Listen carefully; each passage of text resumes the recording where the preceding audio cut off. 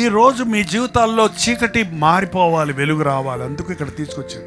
మూయబడిన తలుపులు తెరవబడాలి. ఇక కాదు అనుకున్నది జరగాలి, జరుగుద్ది.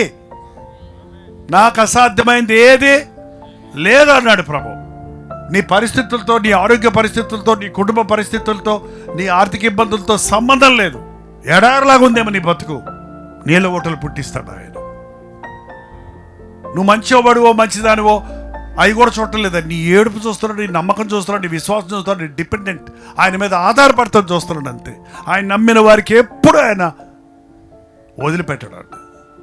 నమ్మటం లేదు, మనం నమ్మటం లేదు. మనుషులు నమ్మినంత కూడా దేవుడిని నమ్మటంలా, లోకాన్ని ఆశ్రయించినంత కూడా దేవుడిని ఆశ్రయించటంలా.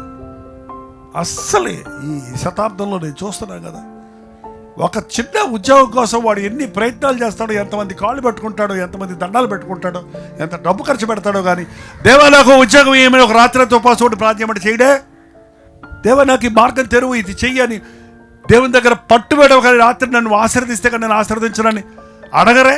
ఇది ఊరుగా టేక్ ఇట్ ఈజీ పాలసీలో పోతూనే ఉన్నారు. సంవత్సరాలు గడిచిపోతున్నాయి. కొంతమందికి వివాహాలు జరగటం లేదు, కొంతమంది సంతానం కలగటం లేదు, కొంతమందికి ఉద్యోగాలు లేవు, కొంతమంది ఇల్లులు పరిస్థితులు మారటం లేదు. మళ్ళీ నువ్వు విశ్వాసం అంటున్నావు. విశ్వాసం అయితే ఖచ్చితంగా నీకు వెలుగు వచ్చింది. విశ్వాసం అయితే నీ కళ్ళు తెరవబడతాయి. విశ్వాసం అయితే నీ దాహం తీరుతుంది, నీ బిడ్డల అవసరతలు తీరుతాయి.